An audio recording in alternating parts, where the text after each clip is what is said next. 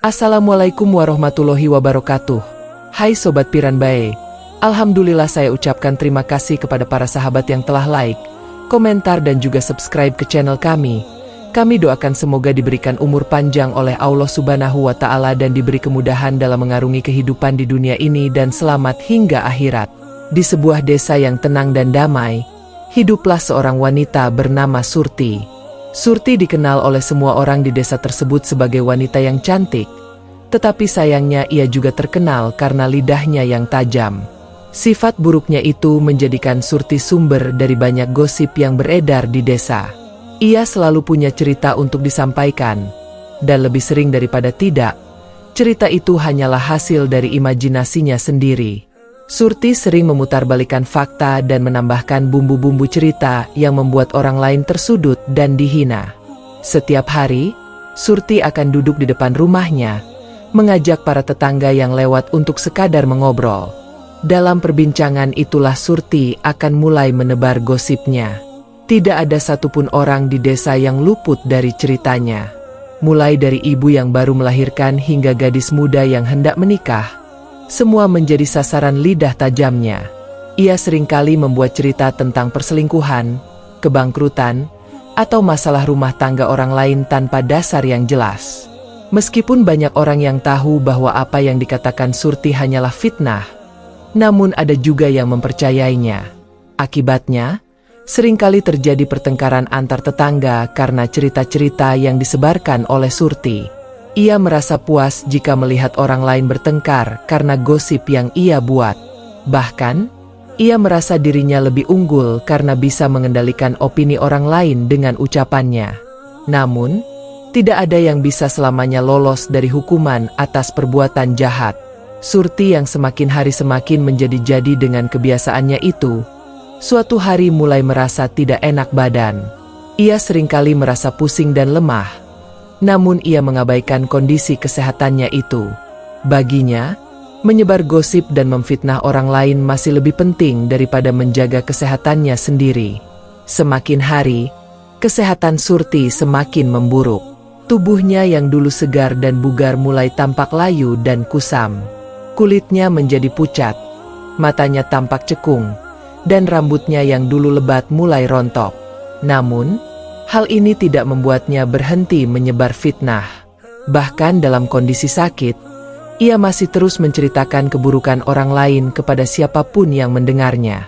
Akhirnya, tubuh Surti tidak lagi mampu bertahan. Suatu pagi, warga desa menemukan Surti terbaring tak bernyawa di kamarnya. Wajahnya tampak pucat, namun di sudut bibirnya masih ada seulas senyum tipis yang terlihat seolah mengejek.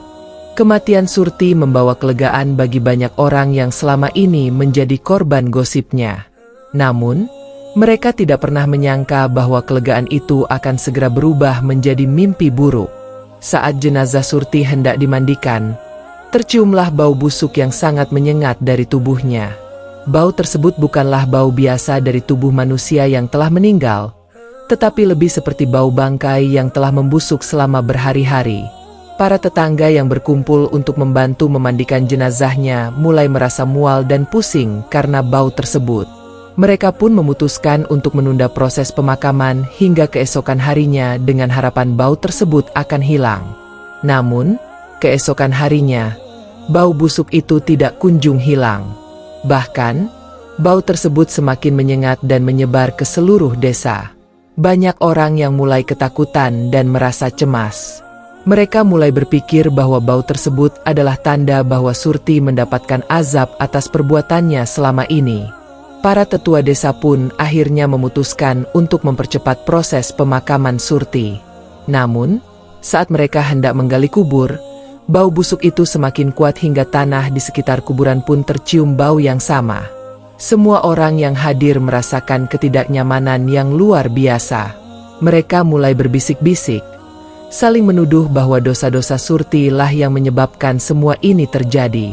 Saat prosesi pemakaman berlangsung, tidak ada seorang pun yang berani mendekat terlalu dekat dengan jenazah Surti. Para pelayat hanya berdiri di kejauhan, menutup hidung mereka dengan kain atau tangan. Imam desa yang memimpin prosesi pemakaman juga tampak tidak nyaman. namun ia tetap menjalankan tugasnya dengan tegar. Ketika jenazah Surti diturunkan ke liang lahat, tiba-tiba terdengar suara gemuruh dari langit. Langit yang tadinya cerah tiba-tiba berubah menjadi gelap dan angin kencang mulai berhembus. Semua orang yang hadir di pemakaman mulai panik. Mereka berlarian mencari tempat berlindung, meninggalkan kuburan yang belum sepenuhnya tertutup tanah.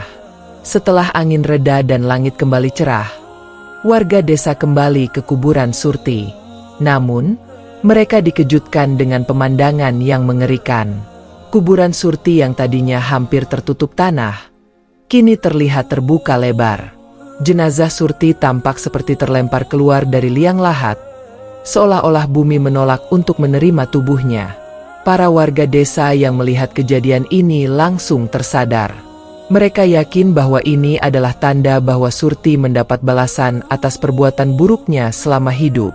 Sejak saat itu, nama Surti tidak lagi disebut-sebut dengan hormat.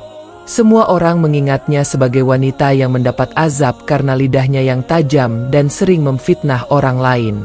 Bau busuk dari jenazah Surti tetap ada selama beberapa hari, meskipun kuburannya akhirnya berhasil ditutup kembali. Warga desa akhirnya meminta bantuan seorang ustadz dari kota untuk memimpin doa dan memohon agar bau busuk tersebut hilang. Setelah melalui serangkaian doa dan ritual, bau busuk itu akhirnya menghilang. Namun, peristiwa itu meninggalkan trauma mendalam bagi semua orang yang menyaksikannya. Sejak kejadian itu, desa yang tadinya sering diwarnai dengan gosip dan fitnah, menjadi lebih tenang. Orang-orang mulai lebih berhati-hati dengan apa yang mereka ucapkan. Mereka menyadari bahwa gosip dan fitnah tidak hanya bisa menyakiti orang lain, tetapi juga bisa membawa bencana bagi diri sendiri. Cerita tentang Surti menjadi pelajaran bagi semua orang di desa tersebut. Mereka mengajarkan anak-anak mereka untuk tidak mengikuti jejak Surti dan selalu menjaga lidah dari perkataan buruk. Desa yang tadinya penuh dengan bisikan gosip, kini berubah menjadi tempat yang damai dan saling menghormati satu sama lain. Setiap kali seseorang di desa itu mulai menyebar gosip, mereka akan segera diingatkan tentang nasib Surti. Tidak ada lagi yang berani main-main dengan kata-kata mereka. Lidah yang tajam kini ditahan dengan penuh kesadaran, agar tidak mengulangi kesalahan yang sama seperti Surti. Di penghujung cerita, desa itu kembali menjadi tempat yang harmonis. Orang-orang hidup dengan damai, saling membantu, dan menjauhi fitnah. Mereka tahu bahwa setiap perkataan akan dipertanggungjawabkan, bukan hanya di dunia, tetapi juga di akhirat. Kisah Surti menjadi pengingat abadi bahwa gosip dan fitnah tidak pernah membawa kebaikan, hanya kehancuran.